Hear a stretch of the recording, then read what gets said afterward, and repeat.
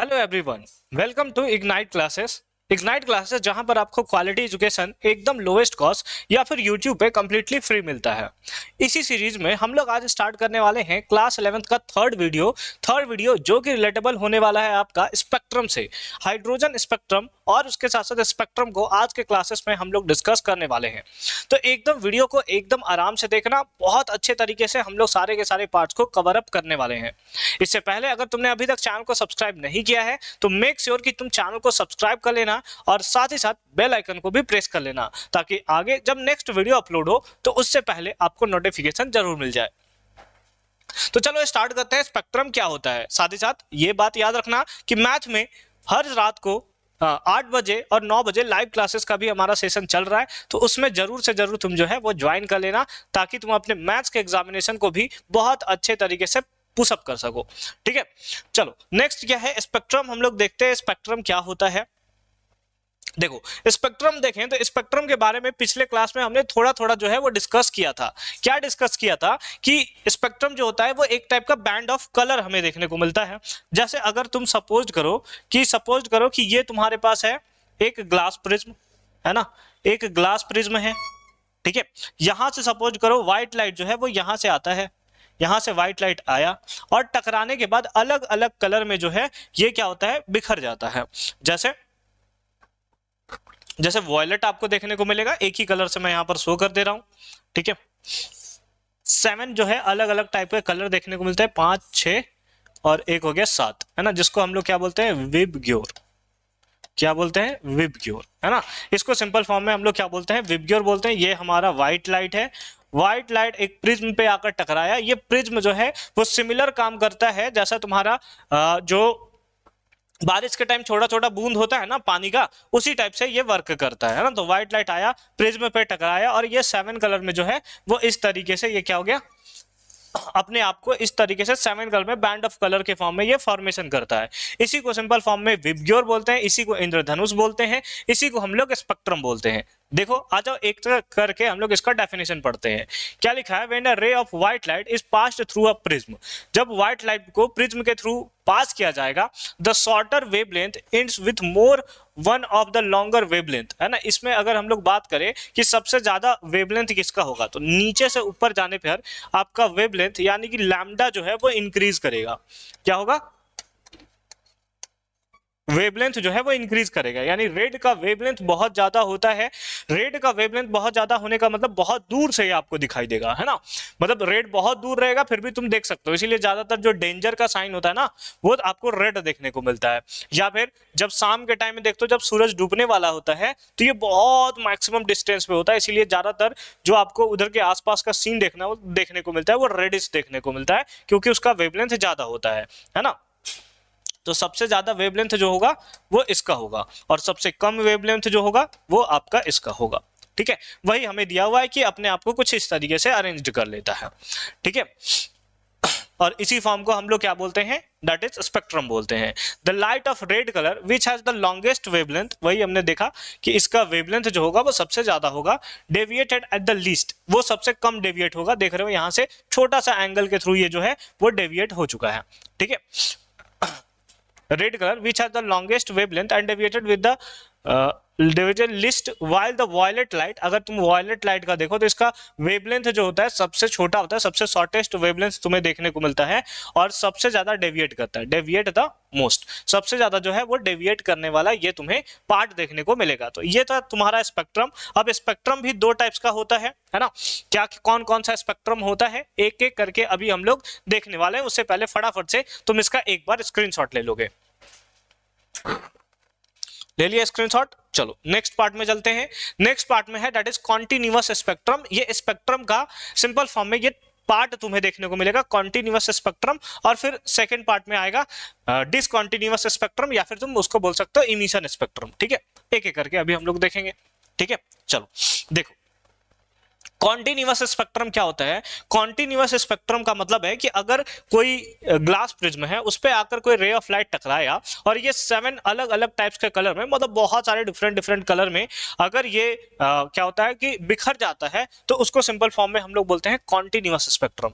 क्या बोलते हैं, कॉन्टिन्यूअस स्पेक्ट्रम बोलते हैं। जैसे नॉर्मल जो सन से जो रेज निकलता है है ना, जब वो ग्लास प्लेन पे टकराएगा तो वो डिफरेंट डिफरेंट कलर का फॉर्मेशन करेगा, कलर के साथ साथ वो डिफरेंट डिफरेंट जो है वो टाइप्स के इलेक्ट्रोमैग्नेटिक वेव में भी, जैसे उससे अल्ट्रा वायलेट तुम देखते हो, विजिबल रेज जो है वो देखते हो तुम, अलग अलग कलर 7 कलर विबग्योर का फॉर्मेशन करता है। इन सब को हम लोग बोलते हैं कॉन्टिन्यूअस स्पेक्ट्रम। क्या बोलते हैं? कॉन्टिन्यूअस स्पेक्ट्रम बोलते हैं।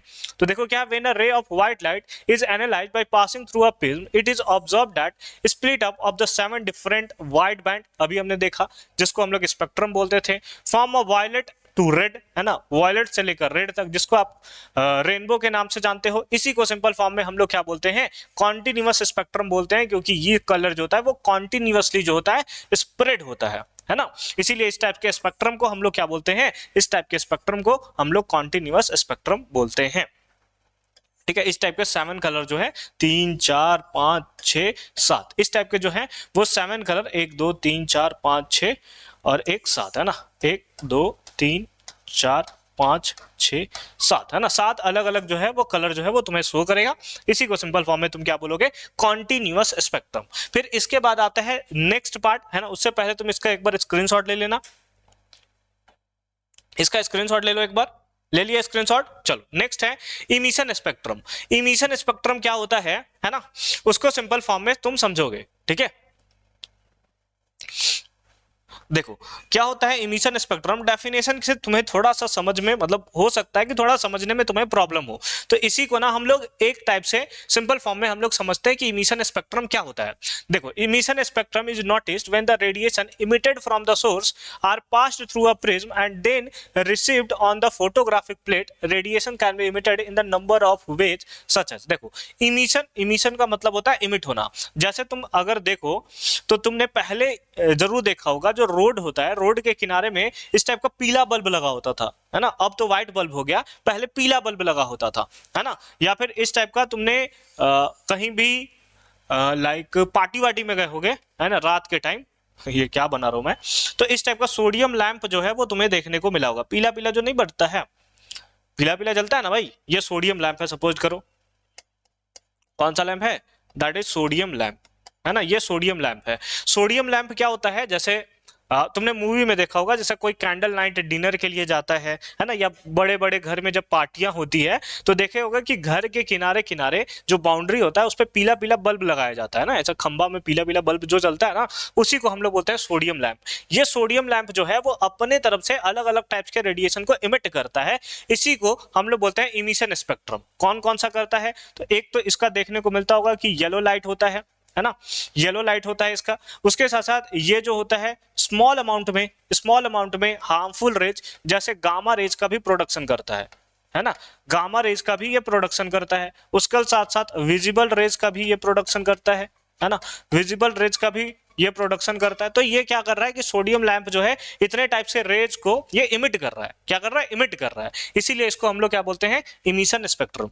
क्या बोलते हैं इसको? इमिशन स्पेक्ट्रम बोलते हैं। ठीक है, फिर देखो कि radiation can be emitted in a number of ways such as, किस किस वेज में इसको इमिट किया जाएगा उसी के बारे में सिंपल फॉर्म में हमें दिया है कि फ्रॉम सन और ग्लोइंग इलेक्ट्रिक बल्ब्स, है ना, इलेक्ट्रिक बल्ब्स या सोडियम लैंप ले सकते हो, इससे जितना भी टाइप्स का वेव इमिट हो रहा है इसी को सिंपल फॉर्म में तुम क्या बोलते हो? Emission spectrum.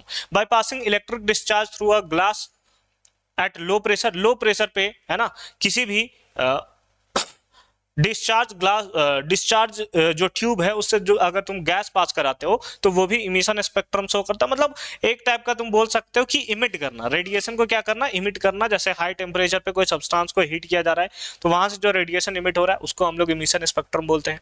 ठीक है, तो ये हो गया सारा का सारा पार्ट। एक बार तुम इसको फटाफट से नोट डाउन कर लो। कर लिया नोट डाउन? चलो ठीक है, नेक्स्ट चलते हैं। नेक्स्ट है हमारे पास लाइन स्पेक्ट्रम। लाइन स्पेक्ट्रम क्या होता है? लाइन स्पेक्ट्रम का मतलब होता है कहीं कहीं पे तुम्हें लाइन के फॉर्म में, है ना, कुछ कलर जो है वो तुम्हें देखने को मिलेंगे, उसी को बोलते हैं लाइन स्पेक्ट्रम। अदर डेफिनेशन से पढ़ते हैं, ज्यादा अच्छे से तुम्हें क्लियर होगा। क्या है? When a vapors of some volatile substances are allowed to fall on the flame or Bunsen burner, then it analyzes the help of a spectroscope. Some specific color lines appear on the photographic plate. है ना, which are different for different substances. मतलब क्या हुआ कि तुमने एक substances burn कर रहा था, उस पर तुमने कुछ दूसरे सब्सटेंसेस को ऐड कर दिया। यानी सपोज करो कि दूसरा लिक्विड है, एक जल रहा है, ऊपर से दूसरा लिक्विड तुमने ऐसे ऐसे छिड़क दिया, तो देखते हो कि वो उसका कलर जो है चेंज हो जाता है, वो एक अलग टाइप का बर्निंग जो है वो कॉज करने लगता है। उसी को सिंपल फॉर्म में हम लोग बोलते हैं लाइन स्पेक्ट्रम। मतलब वो कभी कभी शो होगा, जब तक उस पर तुम छिड़काव करोगे तभी तक वो स्पेक्ट्रम जो है, वो एक बैंड ऑफ कलर जो है वो तुम्हें देखने को मिलेगा। उसके बाद वहां पर बैंड ऑफ कलर तुम्हें देखने को नहीं मिलेगा। उसी को सिंपल फॉर्म में हम लोग बोलते हैं लाइन स्पेक्ट्रम। क्या बोलते हैं उसी को? लाइन स्पेक्ट्रम हम लोग बोलते हैं। ठीक है, ठीक है सर, ठीक है सर। अब देखो नेक्स्ट है हमारे पास, दैट इज एब्जॉर्प्शन स्पेक्ट्रम, है ना। एब्जॉर्प्शन स्पेक्ट्रम, एब्जॉर्प्शन स्पेक्ट्रम का क्या मतलब होता है? एब्जॉर्प्शन स्पेक्ट्रम का मतलब होता है कि किसी टाइप्स के लाइट्स को अपने अंदर एब्जॉर्ब कर लेता है, किसी टाइप्स के बैंड ऑफ कलर को अपनी तरफ एब्जॉर्ब कर लेता है। जैसे सपोज कर लो कि यहां से हमारे पास है एक प्रिज्म, क्या है, एक हमारे पास प्रिज्म है ना, प्रिज्म है। प्रिज्म से तुमने क्या किया, एक व्हाइट लाइट को फॉल कराया, ऐसे कुछ व्हाइट लाइट को तुमने फॉल कराया। व्हाइट लाइट को फॉल कराने के बाद तुम्हें पता है कि ये 7 अलग अलग कलर में जो होता है वो डिसोसिएट हो जाता है। 5, 1 2 3 4 5 6 7, है ना। और सातों कलर का नाम क्या होगा? सातों कलर का नाम होगा विब ग्योर। क्या नाम होगा? विबग्योर जो है वो ये सारे के सारे कलर जो हैं वो प्रोडक्शन करेंगे। अब तुमने क्या किया, इस व्हाइट लाइट को अगेन एक सॉल्यूशन के थ्रू पास कराया। सपोज करो यहां पर एक सॉल्यूशन है ना, ये सॉल्यूशन है NaCl। क्या है सॉल्यूशन? NaCl है। ये सारे के सारे लाइट जो है, सातों लाइट जो है वो यहाँ के थ्रू जो है वो पास करते हैं। जब इसके थ्रू ये सारे के सारे लाइट पास करते हैं, तो लाइट पास करने के बाद तुम्हें क्या देखने को मिलता है कि जब इसके थ्रू पास होता है तो फिर सारे के सारे कलर जो है वो तुम्हें इधर एब्जॉर्ब होना स्टार्ट हो जाते हैं, है ना। सारे के सारे कलर जो है एब्जॉर्ब होना स्टार्ट कर हो जाते हैं। तो 1 2, है ना, 3 4 5 6, है ना। एक कलर जो है वो तुम्हें नहीं दिखाई देता, एक कलर जो है वो तुम्हें नहीं दिखाई देता। यहां पर जो है वो तुम्हें एक ब्लैक कलर का ऐसा धब्बा दिखाई देगा, मतलब वहां पर कोई भी कलर जो है वो तुम्हें नहीं दिखाई देगा। कौन कौन सा दिखाई देगा? तो विब ग्योर, है ना, एक सेकंड, विब, ऐसा कुछ देखने को मिलेगा। यानी कि अगर तुम देखो तो वाई वाले प्लेस पे, वाई वाला जो प्लेस है, यहाँ जो आपको प्लेस है, यहाँ पर कोई भी येलो कलर आपको नहीं दिखाई दे रहा है। इसका मतलब क्या है कि जब यहाँ से व्हाइट लाइट निकला, यहां से क्या हुआ, जब व्हाइट लाइट निकला और व्हाइट लाइट निकलने के बाद जब वो प्रिज्म से टकराया 7 कलर में वो डिसोसिएट होगा। 7 कलर से डिसोसिएट होने के बाद जब उसी रे को तुमने क्या किया, एक NaCl सॉल्यूशन से जब तुमने पास कराया, तो उसमें क्या दिखा कि सारा कलर तो तुम्हें दिखा लेकिन येलो कलर उसमें नहीं दिखाई दिया। इसका मतलब है कि कहीं ना कहीं NaCl जो था वो येलो कलर को अपने अंदर एब्जॉर्ब कर लेता है ना, एब्जॉर्ब करने लगता है, जिसके कारण ये जो सॉल्यूशन है वो आपको कैसा दिखाई देगा, येलोइश कलर का आपको दिखाई देगा, है ना। लेकिन यहाँ पर एक व्हाइट कलर का, ब्लैक कलर का धब्बा जो है वो तुम्हें दिखाई देगा, वहां पर कोई भी कलर जो है तुम्हें शो नहीं होगा। इससे हमें पता चलता है कि ये जो है कुछ स्पेक्ट्रम को अपने अंदर एब्जॉर्ब कर लेता है। तो देखो अब तुम्हें अच्छे तरीके से समझ में आएगा कि when a white light is pass through, है ना, pass through the vapour of a substance and the transmitted light is then allowed to strike a prism, dark line appear in the, है ना, in the continuous spectrum. The dark line indicates that, है ना, indicates that radiation corresponding to them were absorbed by the substance, है ना। वो क्या किया कि रेडिएशन एब्जॉर्ब कर लिया गया है, किसके थ्रू, सब्सटेंस के through, from the white light. This spectrum is called absorption spectrum. क्योंकि यहां से एब्जॉर्ब कर लिया गया है, इसीलिए इस टाइप के स्पेक्ट्रम को हम लोग क्या बोलते हैं, एब्जॉर्प्शन स्पेक्ट्रम बोलते हैं। फटाफट से एक बार तुम इसका स्क्रीनशॉट ले लोगे। ले लिया स्क्रीनशॉट? 14 मिनट्स हो चुके हैं हमारे, आ जाओ फटाफट से चलते हैं और नेक्स्ट पार्ट में हम लोग बढ़ते हैं। ठीक है, नेक्स्ट पार्ट में देखो क्या है, लाइन स्पेक्ट्रम का ही हमें वहां पर जो है वो उसी को थोड़ा कंटिन्यू किया गया है कि dark lines appears exactly at the same position where the lines in the emission spectrum appear, है ना। यानी कि इमिशन स्पेक्ट्रम में तुम्हें क्या होता है, डार्क लाइन हमें देखने को मिलता है जो हमें बताता है कि वो एक टाइप के कलर को अपने अंदर क्या कर ले रहा है, एब्जॉर्ब कर ले रहा है ना, एक टाइप के कलर को अपने अंदर एब्जॉर्ब करके उसने रख लिया है। ठीक है, फिर नेक्स्ट है लाइन स्पेक्ट्रम ऑफ हाइड्रोजन। क्या है बताओ, लाइन स्पेक्ट्रम ऑफ हाइड्रोजन, ये हमारा टॉपिक है। यानी कि हाइड्रोजन का लाइन स्पेक्ट्रम क्या होता है, जैसे तुमने क्या बोल सकते हैं उसको, ड्रॉबैक देखा था रदरफोर्ड एटॉमिक मॉडल का, तो उसमें एक ड्रॉबैक यही था कि ये लाइन स्पेक्ट्रम जो है उसको शो नहीं करता है। तो क्या होता है लाइन स्पेक्ट्रम, उसी को अभी हम लोग एक एक करके देखने वाले हैं। देखो लाइन स्पेक्ट्रम अभी हमने देख लिया कि कुछ एक सिमिलर टाइप के कलर जो है उसको वो क्या करता है, शो करता है ना। कभी कभी शो करता है, जैसे एक आग जल रहा है, एक लिक्विड को तुमने डाला, उससे उसका कलर चेंज हो गया, तो जब तक वहां पर लिक्विड प्रेजेंट होगा तभी उसका कलर जो है वो चेंज हो रहा था फोटोग्राफिक प्लेट पे, तो तुमने बोला कि वो लाइन स्पेक्ट्रम है। सेम टाइप से हाइड्रोजन के केस में भी होता है कि हाइड्रोजन के जब इलेक्ट्रॉन्स को एक्साइट किया जाता है, यानी कि फर्स्ट ऑर्बिट से second orbit, third orbit, fourth orbit, fifth orbit ऐसे भेजा जाता है, तो वहां पर भी तुम्हें एक बैंड ऑफ कलर जो है वो तुम्हें देखने को मिलता है, उसी को बोलते हो लाइन स्पेक्ट्रम ऑफ हाइड्रोजन। ठीक है, तो देखो क्या लिखा हुआ है, when electric discharge is passed through the hydrogen enclosed discharge tube under the low pressure, the emitted light is analyzed by a spectrometer. The spectrum consists of large number of lines which are grouped into different series. The complete spectrum is known as the hydrogen spectrum. इसी line spectrum को, है ना, line spectrum of hydrogen को हम लोग simple form में क्या बोलते हैं, दैट इज हाइड्रोजन स्पेक्ट्रम बोलते हैं। क्या बोलते हैं, हाइड्रोजन स्पेक्ट्रम। अब हाइड्रोजन स्पेक्ट्रम से रिलेटेड क्वेश्चन जो है वो एग्जामिनेशन में बहुत ज्यादा पूछे जाते हैं, एक बार तुम इसका स्क्रीनशॉट ले लो। देखो यहां पर जाने से पहले, है ना, मैं तुम्हें कुछ बातें हम लोग समझना चाहते हैं, है ना, तब जाकर तुम अच्छे तरीके से समझ सकते हो कि क्या है। जैसे सपोज करो कि ये हमारा है ग्राउंड स्टेट, है ना, ये है तुम्हारा ग्राउंड स्टेट, मतलब n का वैल्यू जो होगा यहाँ पर 1 होगा। क्या होगा, n का वैल्यू जो है 1 होगा। यहाँ पर n का वैल्यू जो होगा वो 2 होगा। यहाँ पर n का वैल्यू जो होगा, ये थर्ड ऑर्बिट है तो n का वैल्यू कितना होगा, 3 होगा। यहाँ पर n का वैल्यू हमारा 4 होगा। यहाँ पर n का वैल्यू 5 होगा और यहाँ पर n का वैल्यू जो है वो 6 होगा, है ना। तो ऐसा हो गया n equals to 4, n equals to 5, है ना, n इक्वल्स टू 5 और n equals to 6। n equals to क्या हो गया, 6 हो गया। अब सिंपल फॉर्म में एक और बना लेते हैं, n इक्वल्स टू 7। अच्छा लगेगा तुमको देखकर क्या अच्छा लगेगा सर हमें, है ना, कुछ अच्छा नहीं लगता हमें, कोई बात नहीं, दिल पे नहीं लेना है।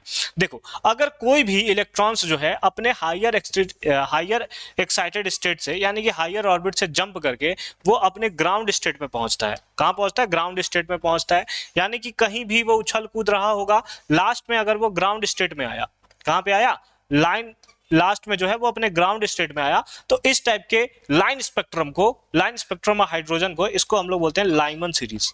क्या बोलते हैं हम लोग, इसको हम लोग बोलते हैं लाइमन सीरीज। अगर ये उछल कूद रहा था, है ना, और वहां से जंप करके ये आया सेकंड ऑर्बिट में, कहां पे आया है बताओ, ये आया सेकंड ऑर्बिट में, तो यहां से उछला और ये कहां पूछा, यहां पर, तो लाइमन के बाद आएगा बाल्मर, बाल्मर सीरीज। ठीक है, फिर हायर एक्साइटेड स्टेट से जंप करके थर्ड ऑर्बिट में अगर ये आता है ना, कहां पे आता है, थर्ड ऑर्बिट में ये आता है। ओह यहाँ पे थोड़ा सा गलत बना दिया मैंने, एक ही में दो दो बना दिया, है ना, कुछ इस टाइप से, कुछ इस टाइप से, तो ये पास्चन सीरीज हो गया, तो लाइमन बाल्मर पास्चन, है ना। फिर उसी टाइप से अगर ये फोर्थ ऑर्बिट में आता है, कहीं से भी एक्साइट करे, अगर फोर्थ ऑर्बिट में आता है तो इसको हम लोग बोलते हैं ब्रैकेट सीरीज, है ना, ब्रैकेट सीरीज। उसी टाइप से अगर हायर एक्साइटेड स्टेट से जंप करके, है ना, ये फिफ्थ ऑर्बिट में आता है, कुछ इस टाइप से,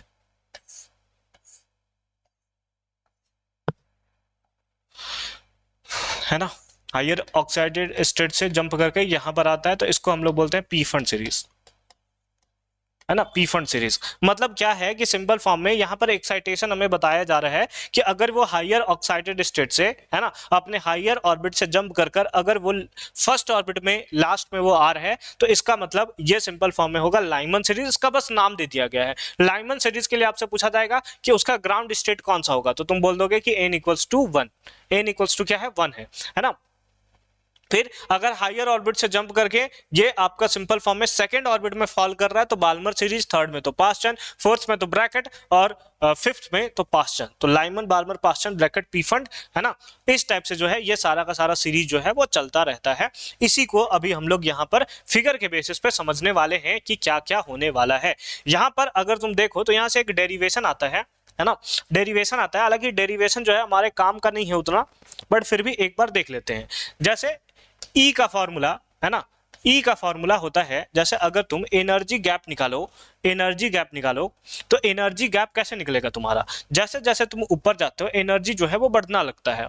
तो अगर तुम इन दोनों के बीच में एनर्जी गैप को निकालते हो, हमें नहीं पता कि कौन सा ऑर्बिट से कहां तक का हम लोग निकाल रहे हैं, सपोज करो दो ऑर्बिट के बीच में तुम निकाल रहे हो कि उसके बीच का एनर्जी गैप कितना है, तो डेल ई अगर तुम्हें निकालना है तो डेल ई निकालने के लिए यानी कि एनर्जी गैप निकालने के लिए फॉर्मूला लगाना होगा तुम्हें क्या, E2 minus E1।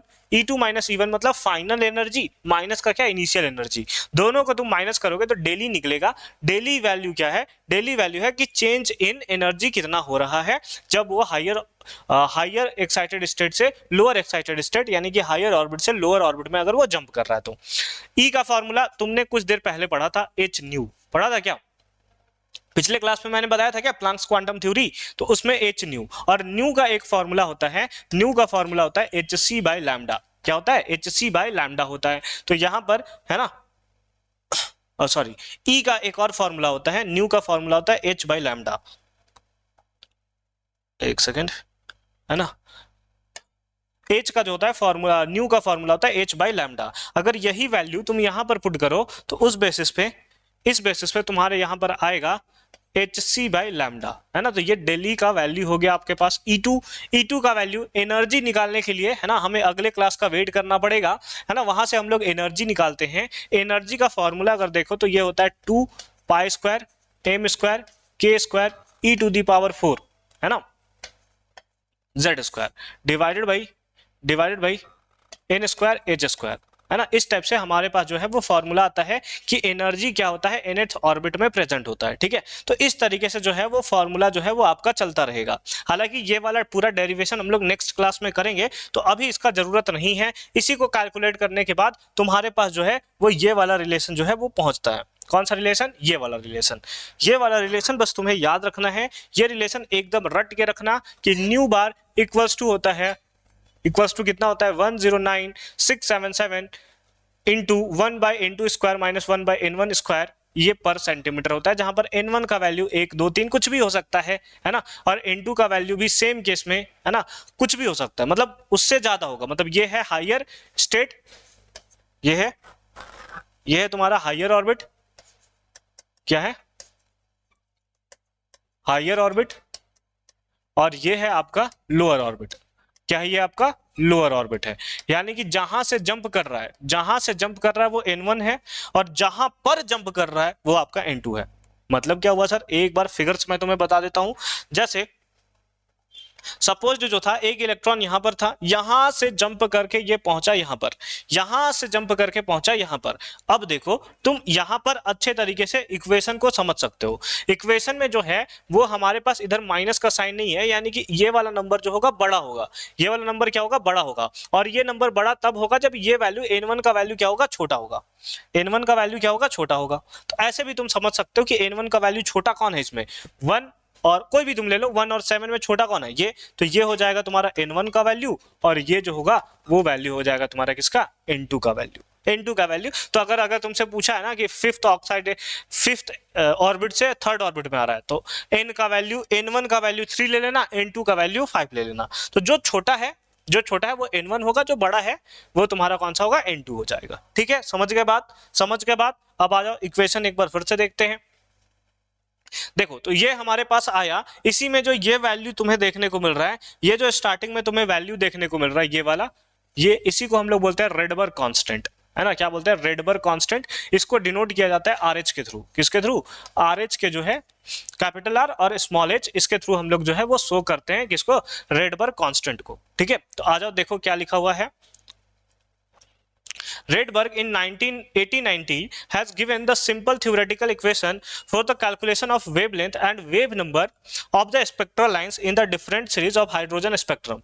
The equation is known by the formula और equation। यही इक्वेशन जो है जो आपको यहाँ पर देखने को मिल रहा है, इसी इक्वेशन के बेसिस पे हम लोग इसको जो है वो शो करते हैं। एकदम सिंपल सा जो है वो हमें यहाँ पर इक्वेशन देखने को मिल रहा है। है ना। फटाफट से इसको तुम नोट डाउन कर लो। अब यहाँ पर रीजन तुम याद रखना कि लाइमन में रहेगा तो उस रीजन को अल्ट्रावायलेट रीजन बोलते हैं, बाल्मर में रहा तो विजिबल होता है, उसके बाद सारे के सारे इंफ्रारेड होते हैं। ठीक है, सबसे पहले अल्ट्रावायलेट, फिर आएगा विजिबल और फिर सारा का सारा इंफ्रारेड। ठीक है, तो ये रीजन से भी क्वेश्चन जो है वो कभी कभी पूछा जाता है। कितना मिनट हो गया? 24 मिनट हमारे कंप्लीट जो है वो हो चुके हैं। तो यहां पर हमने लाइन स्पेक्ट्रम जो था उसको एकदम अच्छे तरीके से कंप्लीट कर दिया है। ठीक है, अब इसमें भी देखें तो इसमें भी हमारे पास कुछ कुछ रिलेशन है, जैसे 1/λ, इसी को आप बोलते हो न्यू बार, है ना। न्यू बार देखो 1/λ बोलो या न्यू बार बोलो, इसको हमने अभी देखा था कि इसको रेडबर्ग कांस्टेंट बोलते हैं। इसको देखा था ना कि इसको, इसी को हम लोग रेडबर्ग कांस्टेंट बोलते हैं, ये जो वैल्यू है हमारे पास। ठीक है, तो ये हो गया RH, इनटू का हो गया 1/n1² माइनस 1/n2²। माइनस क्या हो गया? 1/n2², जहां पर ये जहां से जंप कर रहा है, जहां पहुंच रहा है, जो छोटा वैल्यू होगा वो n1 होगा, जो बड़ा वैल्यू होगा वो n2 होगा। ठीक है, the relation is valid for the hydrogen atom only. ये जो रिलेशन आपके लिए दिया गया है ये केवल और केवल हाइड्रोजन के लिए है। क्यों? क्योंकि हम लोग जो इक्वेशन पढ़ रहे हैं वो इक्वेशन किसका पढ़ रहे हैं? इक्वेशन हम लोग पढ़ रहे हैं कि line spectrum of hydrogen atom, hydrogen atom जिसमें Z का वैल्यू कितना होता है? 1 होता है। Z का वैल्यू कितना होता है? 1 होता है। ठीक है, तो ये जो है यहाँ पर ऐसे Z भी होता है, बट क्योंकि हमारा हाइड्रोजन एटम है और हाइड्रोजन का एटॉमिक नंबर जो है 1 होता है, इसीलिए उसको जो है वो हम लोग लेकर नहीं चल रहे। ठीक है, तो ये यहाँ पर हो गया, है ना। यहाँ पर Z होगा, मतलब Z² होता है एक्चुअल में। ठीक है, क्योंकि हमारे पास हाइड्रोजन के लिए Z का वैल्यू 1 होता है, तो तुम 1 भी कर दो तो कोई प्रॉब्लम नहीं है। अच्छा, तुम रिलेशन में देखो तो हमने Z² ही लिखा है यहाँ पर, है ना, Z² लिखा है, तो वही पार्ट जो है उधर लास्ट में हमारे पास देखने को मिलेगा। ठीक है, ठीक है, तो ये जो हो गया वो आपके पास रिलेशन हो गया, जहां Z पर जो है एटॉमिक नंबर होगा। अब एटॉमिक नंबर अगर चेंज होता है तो सिंपल फॉर्म में तुम्हें जो है वो वैल्यू में भी यहाँ पर चेंजेस देखने को मिलेगा। ठीक है, तो ये हो गया सारा का सारा पार्ट। अब लाइमन सीरीज के लिए n1 का वैल्यू कितना होगा ये सब तुम याद रखना। लाइमन कहां से जंप, लाइमन के लिए, लाइमन सीरीज के लिए अगर तुम देखो, लाइमन सीरीज के लिए अगर मैं तुम्हें दिखाऊं तो अभी हमने डिस्कस किया था, कहां डिस्कस किया था?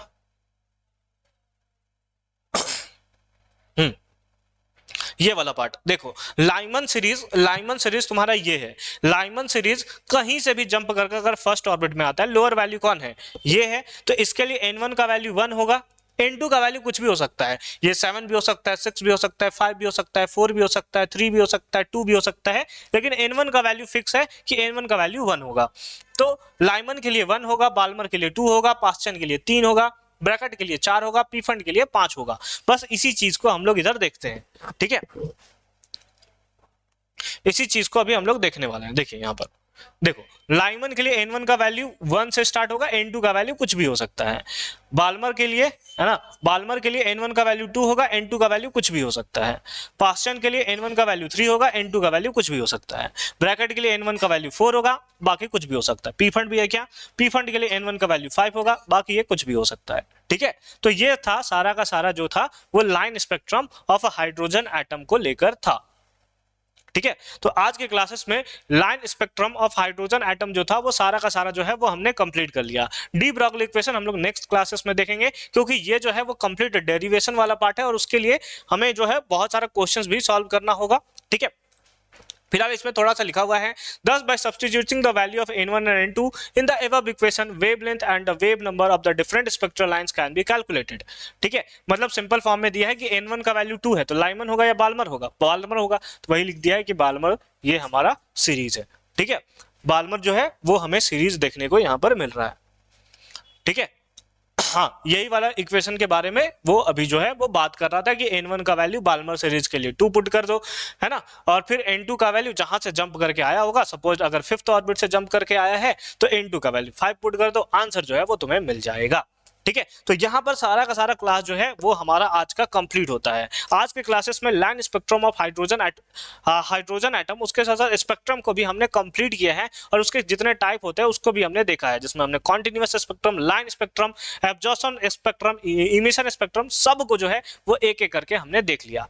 ठीक है, आई होप कि तुम्हें आज का क्लास जो है एकदम क्लियर फॉर्म में समझ में आया होगा कि कैसे हमने इसका सॉल्यूशन किया है। बाकी मिलते हैं नेक्स्ट वीडियो में बोर्स एटॉमिक मॉडल के साथ, जिसमें हम लोग बोर्स के सारे कंप्लीट मॉडल को एक साथ एक वीडियो में जो है वो कवर करने वाले हैं। ठीक है, तो मिलते हैं नेक्स्ट वीडियो में। तब तक के लिए अगर तुमने चैनल को सब्सक्राइब नहीं किया है तो मेक श्योर कि तुम चैनल को सब्सक्राइब कर लेना। उसके साथ साथ अभी तक तुमने बेल आइकन को भी प्रेस नहीं किया तो बेल आइकन को भी प्रेस कर लेना। और फिजिक्स, बायो, मैथ सब की क्लासेस रेगुलरली चल रही है तो उसमें भी तुम जरूर ज्वाइन कर लेना। बाकी मिलते हैं अगली वीडियो में। All the very best.